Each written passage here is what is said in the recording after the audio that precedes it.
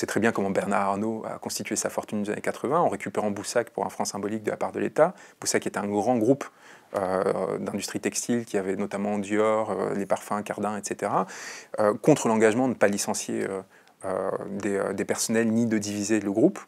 Il va retoucher plus de 300 millions de francs de subventions à cette fin de la part du gouvernement Phébus à l'époque. Il va licencier évidemment 3000 personnes. Il va évidemment démanteler le groupe pour n'en garder que les grandes marques. Et il va devenir la première fortune française grâce à ce cadeau que lui a fait l'État. Or évidemment, est-ce que c'était fait de façon désintéressée? Non. De la même façon que Mitterrand avec les élites culturelles, Fabius avait un intérêt à se constituer un appui de choix au sein de l'élite économique parisienne qui, dans la foulée, allait racheter un certain nombre de médias. Aujourd'hui, on sait que Bernard Arnault est propriétaire du Parisien, il a été intervenu pour essayer de s'approprier la Tribune, etc. Et donc, en fait, ces personnes-là, qui par ailleurs, toutes des jeunes, dînent ensemble, enfin, Bernard Arnault a racheté l'hôtel particulier de Jean-Luc Lagardère à sa mort à la Veuve et il s'y est installé, dans une sorte de revanche un peu égotique. Xavier Niel s'est marié avec la fille de Bernard Arnault, qui, parce qu'elle est la fille de Bernard Arnault, dispose d'un capital de 4 milliards d'euros depuis sa naissance. Là, ils ont une fille qui s'appelle Elisa, qui va devenir la première fortune d'Europe du simple fait d'être née, de parents qui sont évidemment mariés par amour, hein, pas par intérêt.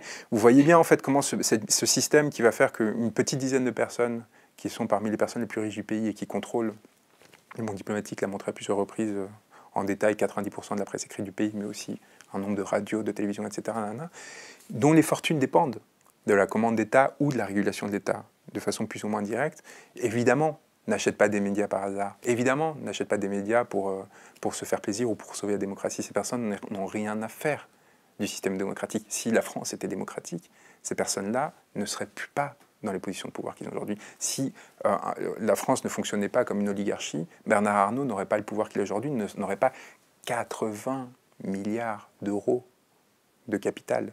80 milliards d'euros, doublés en 2 ans. Comment est-ce que vous expliquez que dans une société supposément démocratique, de telles inégalités puissent exister? 80 milliards d'euros, à partir d'une fortune, encore une fois, constituée avec l'aide de l'État, de cet État qu'ils veulent continuer à pomper, qu'ils veulent continuer à réduire parce qu'ils ne veulent que s'accaparer des choses. Bernard Arnault, quand même, je rappelle qu'il essayait de s'exiler fiscalement en obtenant la nationalité belge. 80 milliards d'euros, est-ce que ça vous suffit pour payer vos impôts? Visiblement, non. Et il était prêt à partir en Belgique après avoir obtenu, grâce à ce pays, la France, grâce à nous, grâce à l'effort de chacun d'entre nous qui payons nos impôts, tous les mois qui produisons de la richesse, etc., il voulait ne plus payer ses impôts et partir en Belgique et profiter de sa vie tout en gérant nos actifs à distance. Et bien cette personne-là, évidemment, va devenir l'un des principaux bénéficiaires des politiques fiscales mises en place par Emmanuel Macron, suppression de l'ISF, flat tax, etc. Exit tax pour certains de ses affiliés, CICE, qui bénéficie pour moitié aux grandes entreprises du CAC 40, dont le principal bénéficiaire est Carrefour. Bernard Arnault est le 3e actionnaire de Carrefour, et ainsi de suite. Donc vous voyez, c'est un système qui se met en place dans lequel l'idéologie est complètement abandonnée, l'idéologie au sens noble du terme, encore une fois, c'est-à-dire comment sublimer son intérêt, comment à un moment penser au profit du collectif et pas pour soi et en soi. Et c'est amené à un tel niveau d'absurdité qu'évidemment ça provoque une révolte hallucinante et qu'à un moment les Gilets jaunes arrivent non seulement pour se révolter contre le pouvoir économique. Si on n'attaque plus le MEDEF aujourd'hui, c'est bien pour une raison, c'est parce qu'on sait bien que c'est pas là l'enjeu.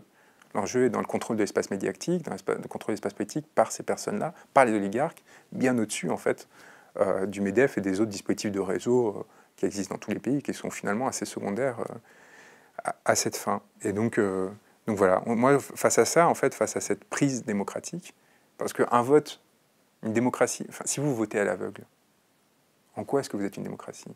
Si on peut vous faire voter pour une chèvre, un lapin, et en vous faisant croire que la chèvre est le lapin et la chèvre, vous êtes désouverainisé. Votre vote ne sert à rien. Vous avez l'illusion démocratique, mais dans les faits, vous n'avez aucune possibilité de peser sur votre propre destin. Donc quand vous avez les élites médiatiques qui vous trahissent, les élites médiatiques et intellectuelles au sens large, et ce n'est pas un hasard s'il n'y a pas un grand intellectuel, à quelques exceptions vraiment quelques exceptions près, qui sont mobilisés vraiment franchement pour les Gilets jaunes. Pas un média, à part le monde diplomatique et le média, comme par hasard, de médias qui ne dépendent pas de ces systèmes oligarchiques.